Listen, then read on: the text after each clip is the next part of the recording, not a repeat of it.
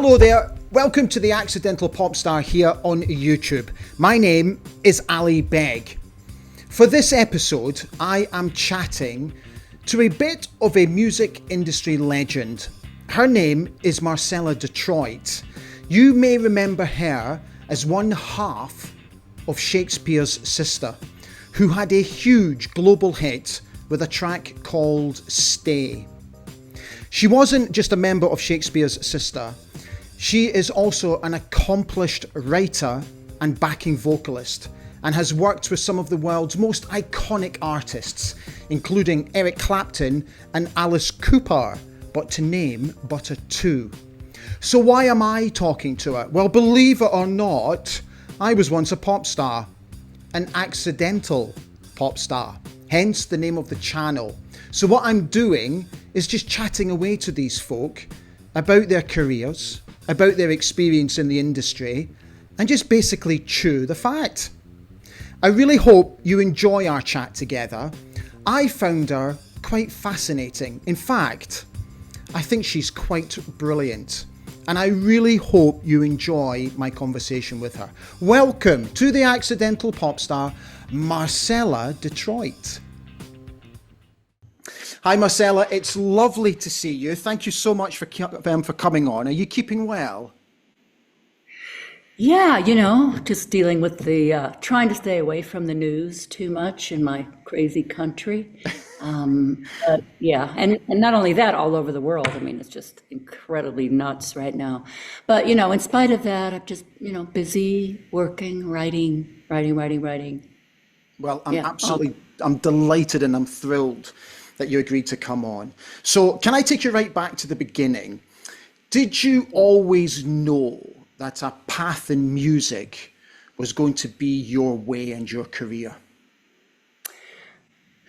I didn't always know, but I knew that from the minute I could hum a tune, and I joined school, when I was 5, and even before that, I loved music. But when I joined school, I just became even more ensconced in music. I joined all the choirs and, the quartets, trios, quintets. I mean, whatever there was, choruses from a very early age. And then I learned how to play my first instrument, like the recorder, and then I went on to violin. So I loved music. It was a real, what's the best word to describe it? Well, when I started writing, it became an escape. But anyway, I didn't know that was going to be my path. Although my father would encourage music, and he took me to see Isaac Stern, the violinist, when I was very young, and the movie Fantasia, which I was completely gobsmacked by. And I just loved it. And he and I used to sing harmonies in the car. But I don't know if you want me to get into this now, but I did have a moment where I realized this is what I'm going to do with the rest of my life. Yeah, please do. Please feel free. Yeah.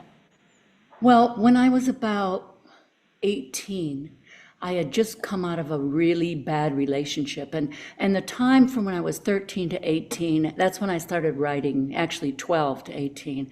I started writing, and I learned how to play ukulele, guitar, a little bit of piano, and I came out of this really bad relationship, and I knew that my music gave me such a sense of comfort and joy. And I remember I was sitting in this park playing my guitar, like I used to do with a lot of friends. We'd go to this park and I'd sing and play, and it was just so much fun and rewarding, and it's fulfilling to me. And I remember looking up at the sky, I remember the park, the sun blasting down on me, and I just looked up at the sky and I said, this is what I'm going to do for the rest of my life. Nice. And then I just started making plans to that effect. I called this local radio station that would give people the opportunity to put wanted ads in, and for anything really. And I just said, girl singer looking for blues band, and I haven't really stopped since then. You have worked since with some of the world's most iconic artists, which we can digress on a little bit later. Eric Clapton, Alice Cooper, to name but just a few. The original question that I was going to ask you was what you learned from them, but I've decided to slightly spin it, Marcella. I would like to know now, what do you think they learnt from you? Oh, um, you know what? I don't really know what they might have learned from me. I can only imagine. Like, there were times when I was working with Eric that, well, first of all, how I ever got to work with Eric, I have no idea. It was just like, I don't know, meant to be in the stars, because that wasn't really like a definite aspiration. It was a big aspiration for me was to work with Leon Russell from, the Wrecking Crew. And he was he was like the MD and studio session Yeah. player that played on so many hit records. I wanted to work with him, I knew that, but then everything else that followed was just all, I don't know, good fortune, luck, being in the right place at the right time. But maybe what they might have learned from me, which I feel kind of arrogant to say, is that I was a girl, even though, I am nice and I am always kind and I always try to have integrity. If there was something I wasn't happy about, I would say, and that would get me into trouble. And, people didn't like it, and it might get me fired. I mean, it did the first time I worked with Eric, but yeah, I might appear to be all nice and kind, but I'm not like a complete pushover. You see, that's really interesting because it's not arrogance at all. It's you're wanting to be in control of your own destiny. And I Yeah. sometimes forget, I think people forget, particularly within the industry, managers, producers, record company executives, that when there's an artist there, they also need to feel that they have an element of control.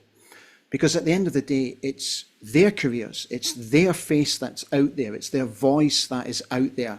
And I sometimes think that gets forgotten about. Do you understand what I'm saying? Oh, absolutely. And they don't want you to have a say. They don't really care about your dream, unless it's pretty obvious. Record companies they want to make money off you. Yeah. I've never worked with a company that didn't operate that way. They want to make money off of you. You are a product. They want to sell you like, soap flakes or whatever and make the most money out of you. And I had that happen to me a few times where, I knew what I wanted to do with my music, and then the label just, they changed it completely.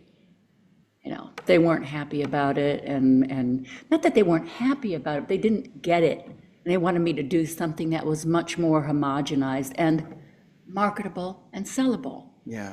So I'm not the first person this has happened to. It's happened to a lot of people. But yeah.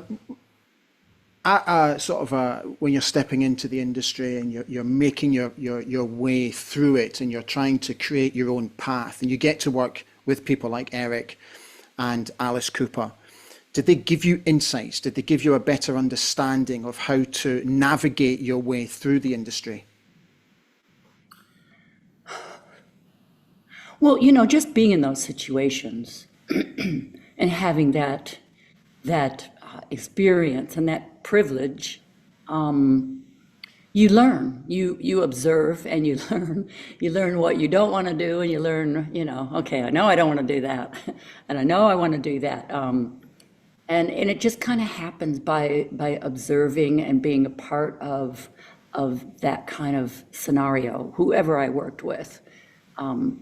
Yeah, you just learn. You keep your mind open and you observe. You don't like completely shut yourself off and think that you know everything, because you don't really know a lot. You know what you want to do. And I always had a vision of me being a solo artist and doing my own material. But for me it was a different path I was working a lot with other artists and became like this this highly sought after session singer.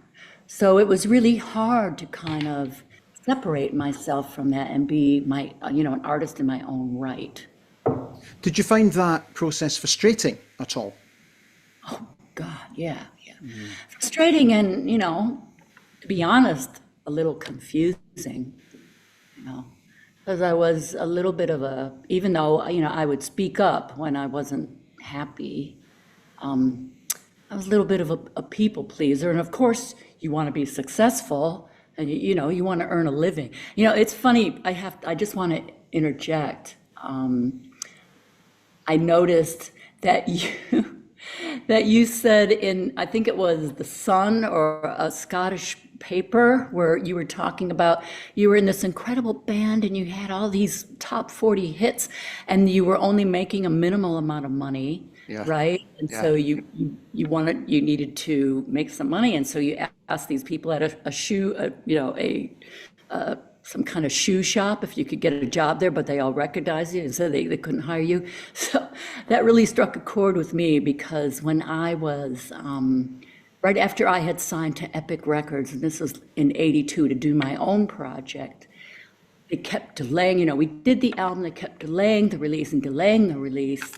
And I was like, God, what's going on? This is so frustrating. And I was getting really anxious, and it was like nearly 8, 9 months, 10 months.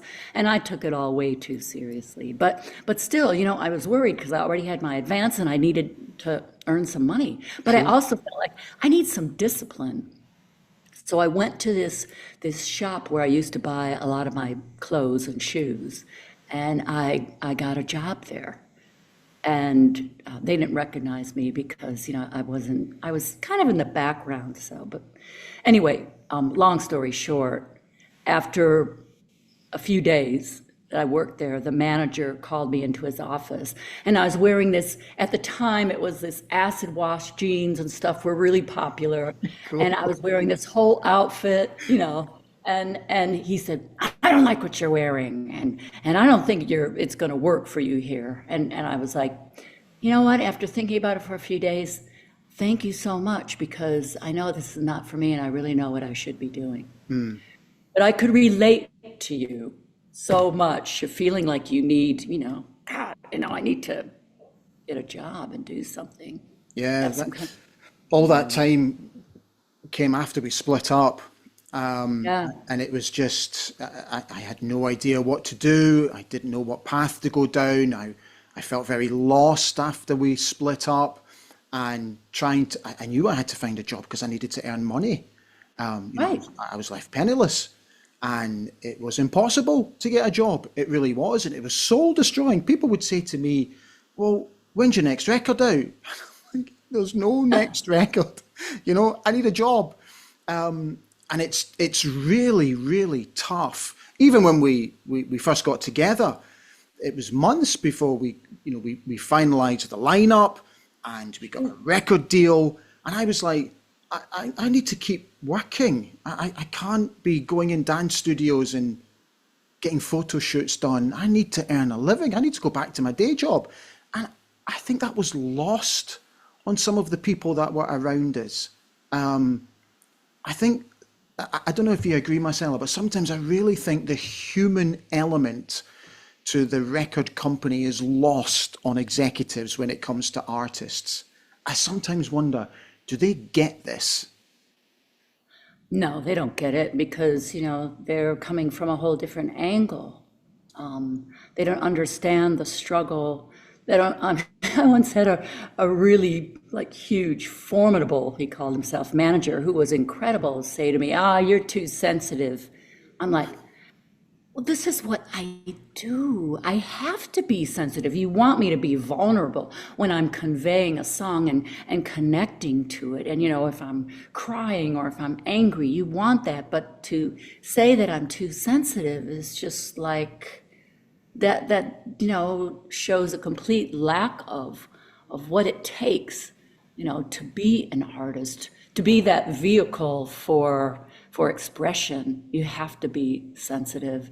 And a lot of people that are, they're not all bean counters. I understand, like some of them, like some producers that I've worked with were so incredible and understanding about that and nurturing, like Arif Mardin, one of the best producers I ever worked with, and one of the most amazing producers in the world, produced Aretha Franklin, Bette Midler, I mean, you name it, Nora Jones's breakout album. I mean, he was incredibly nurturing, but I'd say the executives and the labels, they didn't really, for the most part, didn't really have that understanding. Can I go back to when you were backing vocals and doing a lot of backing vocals before we talk about Shakespears Sister? When you worked with different artists, did you find an element where you had to almost tailor your style to suit their needs? Or were you sort of given freedom to do as you wish? That's a good question. You know, depending on the artist, you know, mostly for backing sessions, I was hired because they wanted my sound, you know, and they, you know, usually the producers who were amazing that I worked with, they knew what they wanted, but they would also ask me, you know, what do you think? What are you hearing on this? You know, and you know, they would trust my input. So, like, depending on working with Alice Cooper, I worked with David Foster, who was producing his album. They kind of knew what they wanted, but they obviously wanted my sound, or they wouldn't have called me, you know, because I have a really kind of clean, crystal clear voice. So that's what they wanted, and they let me do what I did. You know, I am not inhibited, but you know, I'm instructed and guided by the song, by the music, you know, by the lyric. So they just allowed me to be myself within that. Let's talk about Shakespears Sister. Before the duet became a duet, were you sold on the idea from the off, or did it require careful consideration on your part? It's so funny because neither one of us were sold on the idea Oh, from the really? no. I mean, Siobhan was leaving Bananarama. Yeah. She wanted to do something completely different. And so she was like 8 months pregnant with her first child. And my friend Richard Feldman, who was a songwriter and a bit of a producer, noticed that he got new neighbors. And this was like I'm going to say it was 87. His new neighbors were Dave Stewart of the Eurythmics and Siobhan Fahey. He went over and introduced himself to them, and she expressed that she wanted to do her own project, and she already had the name Shakespears Sister. So my friend Richard was working with her, writing with her, and he called me and he said, you know, you should come over. And I think your voice would really suit her voice, and you can come over and you can play and you know, any instruments you want, you can sing whatever you want, and I think it would be a really good matching. And it was, you know, initially I was a hired hand, and you know, that's how it appeared. It was her band. I had no qualms with that, but then, you know, after by the end of that, and by the time your history came about, my voice became a little more integral to the sound. So the label and her management and everybody was saying, you guys should, and Dave, you guys should be a band, you should be a band. And we were both like, I don't know, you know, I was doing my own stuff. I was working on getting my own music, and she wanted to do her own thing, you know. So it was difficult because we were both these two women who were very driven, you know. So it was really hard to convince us both. But in the end, I mean, Your History was a big hit, and then when we did Hormonally Yours, and she and I just started writing it, just the two of us, it proved to be a really interesting and usual partnership, you know, and it became quite lucrative, but it really opened me up to a whole different avenue musically and creatively, because I was more of a purist, you know. I came from Eric Clapton, R&B. I'm doing stuff with like Stanley Clarke and George Duke and, you know, Aretha Franklin, and then I put together with Siobhan, who has really different tastes from me, but middle. We met in the middle with, Sly and the Family Stone and T-Rex and, Motown. So we shared those, that commonality, but we were very different and in a lot of ways. I'll come on to your history in just a moment. Dave Stewart, I remember meeting him in Germany, and I confess, because usually around famous people, I try to stay very cool, calm, collected. I went to pieces when I met Dave Stewart. I couldn't believe he was standing in front of me. I couldn't believe he was interested in the band that I was in. Um, I was completely and utterly starstruck, I have to be honest. Yeah. Because his partner, obviously, Annie, went to the same school as I did, and that's how I was able to sort of breach conversation with him. What was there ever a moment when you were in awe of people like Dave Stewart? Oh yeah, always. I'm actually, doesn't seem like it now, but actually a really shy person. Yeah, yeah, Yeah.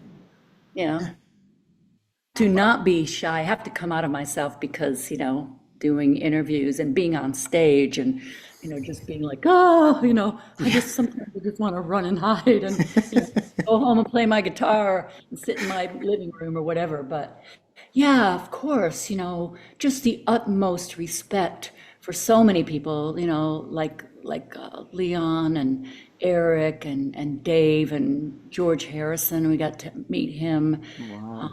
First worked with Eric, one of my idols. All these people were idols.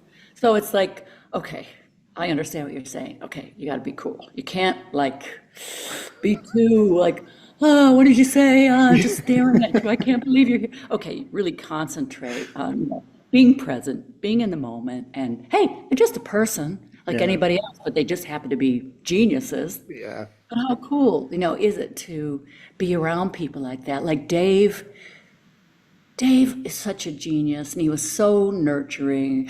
I mean, one time we were doing a track for the Harmonia Years album. He's like, "Okay, Marcy, just play this solo on the outro here," and I'm like, oh, "Okay, yeah, you can do it. Just play it." And I did. I don't know how I did it, but just him being in the room and him, being so encouraging and nurturing, it's just a joy to be around it almost always. inspires you to go to a different level, doesn't it? It Yeah, makes you rise. It yeah. makes you rise, Makes you being want to be around. better, I thought. Yeah, yeah, absolutely. Yeah. Your history, was just doing a little bit of research before we came on, peaked at number 7. Great hit, loved Yeah. it. But then after that, before we come on to obviously the big hit, it didn't quite work out in terms of chart success.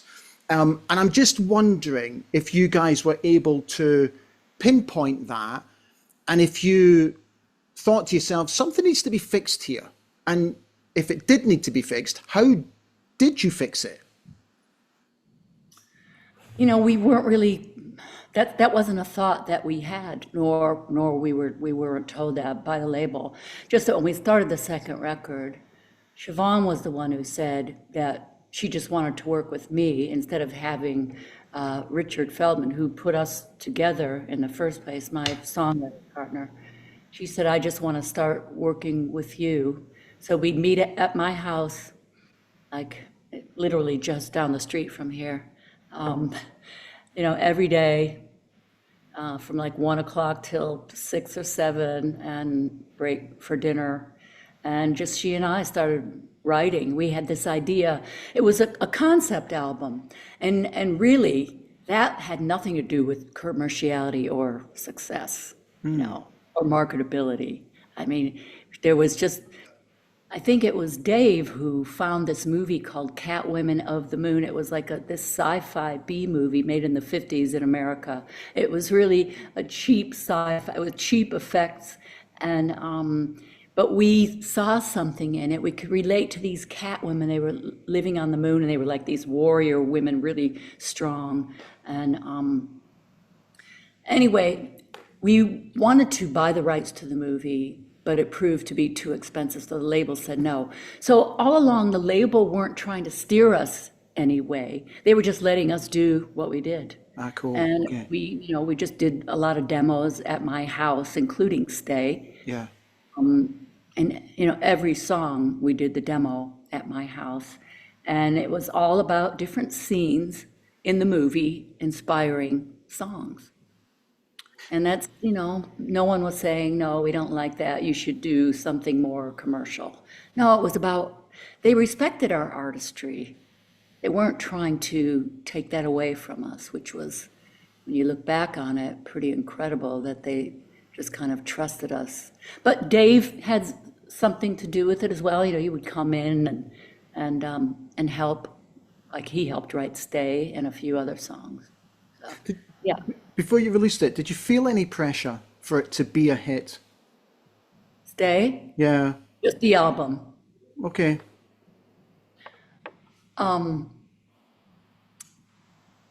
No, not pressure. Whenever anything has been a hit, it's always a surprise to me. Okay. I think some songs are hits, like, oh my God, this is a hit. And then it would do nothing, or the label wouldn't, pick it out as, single it out as being like something representative, single of the album. Any song I've been involved in that's been a hit, I never would have guessed like this is a hit. Of course, there was pressure, like on the first album, there was pressure to write a hit single, like when we did Your History. We wrote that at the 11th hour because the label was like, we don't have a hit, we don't have a hit, we don't have a hit. Okay. So we went to New York, we all kind of met up there, and we ended up writing Your History there. Yeah, okay. So there was that pressure. But with this album, that was not a factor. They just felt that they needed. I must admit, again, when I was doing my research, Marcella, I was surprised to see that after the first week of release, it only went in at number 27. I was like, really? Oh my goodness. But at number 27, that afforded you a performance on Top of the Pops, which, as we all know, back in the day, was instrumental for you to have a huge hit. It could make or break, I think, but particularly my own experiences. So when you knew you were going to get Top of the Pops, did you sense that this was going to have to be a performance like no other to get this record going? Absolutely. I mean, I had never done Top of the Pops. Oh, is that your first time? Yeah. Yeah. Yeah. And were you nervous before that?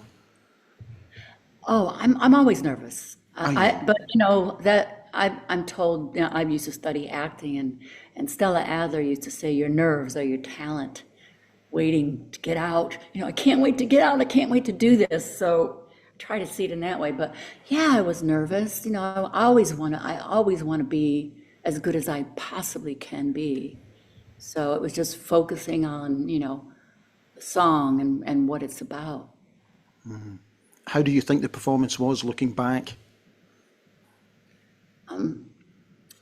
I think it was good. We were so unusual, There was really nothing else like us at the time. That made us stand out. Yeah, almost definitely. Here's a question for you, because I suffer from this. So when because my kids are now of an age where they like to dip in and they like to see what Daddy used to do. And when I watch back, I have to confess, it's like I'm watching somebody else. And I find it slightly difficult to relate to. Do you have that feeling as well, I'm wondering? Because it feels like an age away. Different experiences, I understand. Yeah, sometimes it does. Or I just remember specific moments about a performance, or I wish I would have done that differently. Or Yeah. sometimes I'm like, wow, that was better than I thought it was. Or Yeah. who is that person? Like Mick Jagger has said, I don't know who that person is up there doing that. Something just takes over, and I feel like it's your higher self that takes over and just kind of lends itself to this performance. That if you've been doing the work and you've been doing the rehearsals, and it just allows you, the higher self just takes over, and you have this freedom to be that character, whatever it is you're doing. What do you think gave the record the momentum that it needed to get to number one? What do you think's shifted? What changed? I don't know exactly. I think there were so many different things. I think our videos were pretty amazing. Like we had an Great. incredible director, Sophie Muller, who, excuse me, she was best friends with Siobhan, and she was almost like a third member of Shakespears Sister. She was really close with us and knew what Siobhan wanted and what the songs were about and what was needed to be expressed. So I think the visuals, her and I being so different, the way we Yeah. presented ourselves, being our own distinct characters within it. The label were behind it like 1,000,000%. We had like a great team. We worked with the best, what do you call it, stylists and makeup artists. Some of them are still around today and independently doing their own thing. Like Pat McGrath did our makeup for the face cover that we did. That was her. And and Judy Blaine was our stylist, and Mondino was our photographer. I mean, we worked with the best, and Isabella Blow. We worked with the best of the best, So that didn't hurt either. But it was, it came from a sincere place. It wasn't manufactured. It came from, it was really Siobhan's brainchild. I had to find my place in it, to be quite honest. Away, you're doing yourself a disservice, I think. Well, no, but I did. I had to find my place, as far as who am I in this? It was her idea, what she wanted to do, but I could completely relate to it. I was goth before goth was a thing. I was emo. Like in my late teens, I already shaved off my eyebrows and wore all the, the white makeup and stuff. So I was like, oh, I love this. Yeah, I can do this. This is fantastic. Just revisiting my youth. But I was still having to find my place within it. But everything that I had done led up to this moment that made me prepared to be able to do this. So looking back all these years on, do you think you found your place when you look back? I found my place within that band. Yeah. Yeah. Yeah. Yeah. Okay. I definitely did. Yeah. It was not, and I mean that by nobody was telling me do this or do that. Oh, you should change this or you should do this or you should do, to fit in. I did that myself. So Okay, I knew. So you and Siobhan very much had a say in the process, the decision making, all that? Absolutely. Yeah. Yeah. Yeah. Makes a huge difference, I think. Absolutely. Yeah. It's something I really regret. Looking back, I don't have many regrets about it, but I do regret that. I wish we'd been a little bit psychologically stronger to sometimes say, no, not doing It's that. so hard to do that though, when you're in the Yeah, throes I know. of, the company of certain people and, sometimes we give too much onus to these execs who are in power that it's like, oh, you feel it in your gut, but you feel like also, if I do, it'll cause trouble. You know what I mean? You know what I mean? Yeah, It's completely. hard, but sometimes you just have to put your big foot down. Yeah. Especially in some case, it's big. You have to put it down and go, no, Yes, exactly. Wish I you've should. done it through, I know. Should have done it more. Should have been more Scottish about it. right? Can you recall the moment when you found out it was number one? Yes, I was in London. Sorry, I have allergies. So annoying. I've had them all my life. It's a wonder I chose to be a singer. Make my life more difficult. I was in London and we got news from the chart show, and I was just my husband was not with me. He was in America and I was in London, and my son was with me, and I just called, my manager called me and said, "You're number one." I'm like, "Oh my God." He's like, let's go celebrate. So we went and had high tea at that, oh, what's that place? It's in Park Lane. It's really like, Wouldn't have a clue. oh, yeah, I think it starts with an L. I can't remember the name of it, but oh my God, it was this amazing place. I mean, I wish we would have chosen the Savoy because this place was kind of sterile, but we went and had high tea and we celebrated, and then it was number one for 7 more weeks. Yeah. By the time it was like 5 weeks, it was almost embarrassing. Oh my God, number one again. But I was proud. I was so proud of that because what an achievement, what an accomplishment. Yeah. In terms of fame, obviously, I'm kind of guessing that with having such a huge record, your profile and your level of fame goes woomph. How did you cope with that personally? Were you comfortable with it? I'm kind of like invisible, I feel.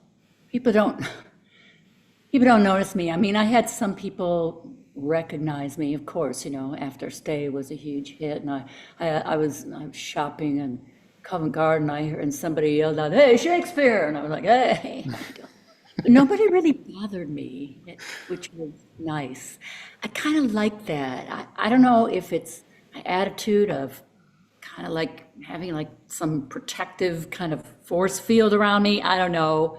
Obviously not real, but some kind of mental attitude of just trying to blend in. It really didn't affect me, and I wasn't really that. I was never like hounded. Although when online, when the internet became a thing and we were all online, I had some very strange experiences with people and being stalked and harassed Oh and no, threatened. So no. that wasn't a fun part. But other than that, it was pretty chill. Yeah. It wasn't, we were not like at the level of Michael Jackson or somebody like that. Did it ever So sort of change your view, fame that is, did it ever change your view on your work and how you were as a person?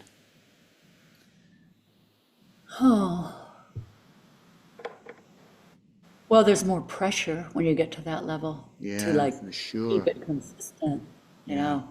Stay at that level. How do I sustain this?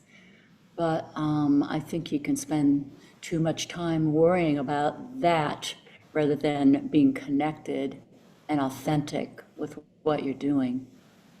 Was there ever a worry with you and Siobhan when you thought to yourselves, okay, so we've just had a huge hit, global hit. Man, where do we go from here? Was there ever that thought? Right. Well, we unfortunately never got to that point because, Yeah, the band split up. yeah. And there was no thinking about where do we go from here.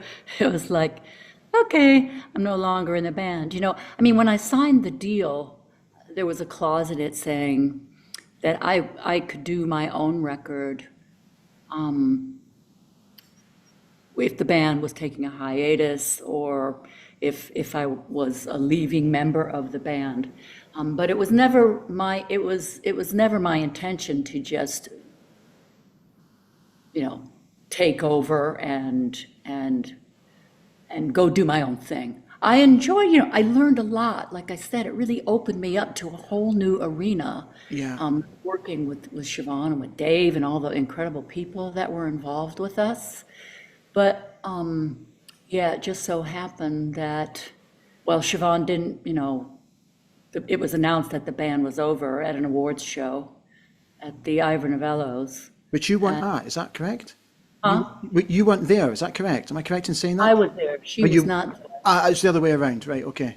Yeah, yeah, she Okay. was not there. She wasn't well, and her husband, Dave was there, and Yeah. it was announced through her publisher that the band was over. But, I always knew, she said that during all the promotion for Hormonally Yours, she said, after this, I want to take a break and be with my family, because we were away from, we had young children, Yeah, yeah. and husbands, and we were away from them for weeks and weeks at a time. So she said, I want to take a break, so you should do your own album then. And she was like, yeah, I can imagine how it'll sound. It'll be like Lenny Kravitz meets Aretha Franklin. I remember saying that. I was like, wow, that's a really cool idea. Yeah, because, the band was over. I had already, well, let me just backtrack a little bit. I had already known, because she said she wanted to take a break. I started working on music for myself, what I wanted to do for my album. And so when it was announced the band was over, I was pretty much ready. I had almost the whole album by then. Okay. Started working with producers and considering producers. Okay. I'm slightly intrigued, Marcella. So, was there already a plan in place that you guys would go your separate ways, no matter what happened with Stay? No, it wasn't necessarily a plan in place. I mean, the plan was, there was really no plan. We were just kind of going, along. Okay. And there was the opportunity to do another Shakespeare Sister record. However, because she ended the band, then it was like, okay, well, I have the opportunity to do my own record now. Okay. Okay. Because she doesn't want to do anything else. So she made that decision quite quickly after Stay, did she? No. Well, I don't know. You'd have to ask her. I have no idea Okay. when she Okay. made that decision. Okay. But the decision was made sometime between February of 1992 and December of 1992. The decision was made for the band to be over. Okay. Did you find it difficult? Well, yeah, it was difficult. You mean do my own thing or to be on No, my own? yeah, just all of a sudden to be almost like left on your own, to almost not have the comfort of having somebody that you can bounce off, that you can talk to. All of a sudden, that's not there anymore, is it? And I'm just wondering if you found it difficult. Yeah, it was a bit scary, but I mean, I certainly appreciated, her talent and Dave's talent and all the people, the producers and people like Alan Mulder and people that we worked with. But now, because we had Chris Thomas producing Stay, we went to him and we're like, well, would you be interested in producing my record? And he was. So that was great. And I completely trusted him. He was fantastic, produced some of the best records that I'd ever heard, like In Excess and Pretenders, Pulp. So yeah, it was scary. Yes, it was. But in a way, I kind of knew it was coming. In a way, it was a relief. She and I we weren't getting along. Everybody it was a bit acrimonious. But hey, these things happen. But I really appreciated her, where she was coming from, and how driven she was. And she's the kind of person, like when she wants to get something done, there's nobody in her way. And I'm the same. How were you able to free your mind to come back together with Siobhan all those years later and reform? And how did you find that whole process? What was the last sentence you said? How did you find that whole process? Oh, well, we hadn't spoken in 26 years. Yeah, I read that. Yeah, and I did reach out to her a few times, not to say the one that I was the one who reached out, but just the fact I did reach out to her a few times. I mean, friends of mine would run into her and talk to her about us getting together, or at least talking. Even my husband had this clandestine meeting with her that I didn't even know about. No way. Yeah. And I was like, and then, when he told me, I was like, you met with her, didn't I? Yeah, I just wanted to see where she was at. And he's like, she didn't really seem, open to talking. I'm like, okay, well, I just wanted to try and resolve things, because I felt like they were left on a very bad note. Anyway, so my husband got a text from her manager in London, and this was back in 2018, saying, would Marcy, I'd like to talk to you. And they had a chat, and he was saying, would Marcy be interested in having a meeting with Siobhan? And I'm like, well, at first a little bit scared because I didn't really know what happened. But you know what? I'm really glad I did, because we finally agreed to meet up here in May of, 2018. And we got to iron out a lot of misconceptions.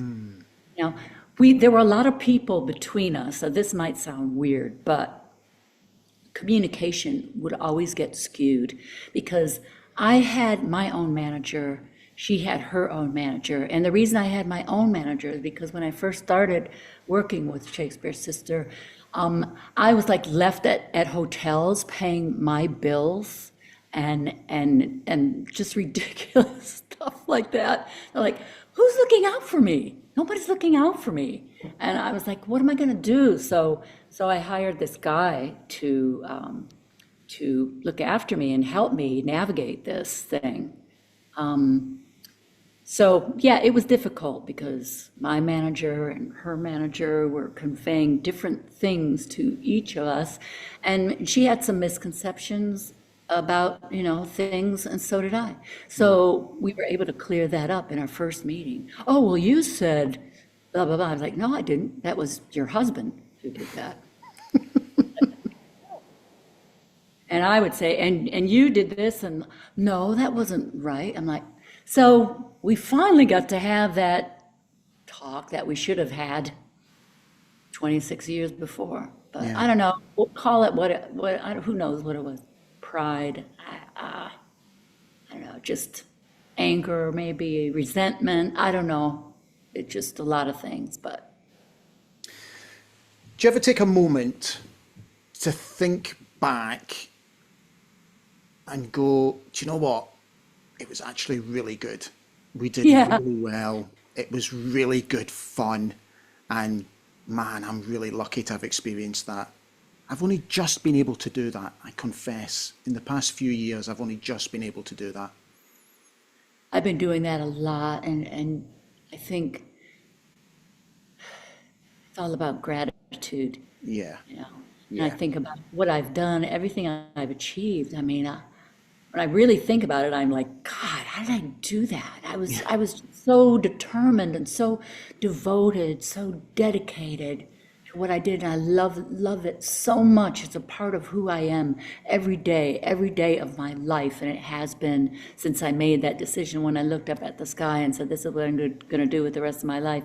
It's just part of my DNA. It's part of who I am, and I can't believe when I think of the things that I've done, what I've achieved, and I'm grateful for that. And any like resentments or issues that I've had, I'm able to let that go now, and just see it for like what you just said. Like that was actually really good, and I'm proud of myself, and I'm really proud of those achievements. Brilliant. Lovely way to finish. Thank you so much for being with me today. I've loved it. I really have. Hope you've enjoyed it. I have, yes, thank you, Ellie. Great. Thank you so much for coming on, and hopefully we will speak again very soon. Yeah, I hope Yeah. so. Bye-bye. All right. Bye-bye. Too. So that brings another Popstar interview to a close, and I really hope you enjoyed today's chat with Marcella. If you wouldn't mind, I would please be very grateful if you would please consider subscribing to the Accidental Popstar here on YouTube. It doesn't cost a thing, and all you're basically doing is just following, very much like you would on Instagram, TikTok, or Facebook, or even X. So there we go. Thank you so much for watching today. As I said, I really hope you enjoyed the chat, and I'll be back very soon with a brand new pop star interview. Don't forget, as I bid you a fond farewell, to follow our socials. I'll see you all very soon. Bye for now.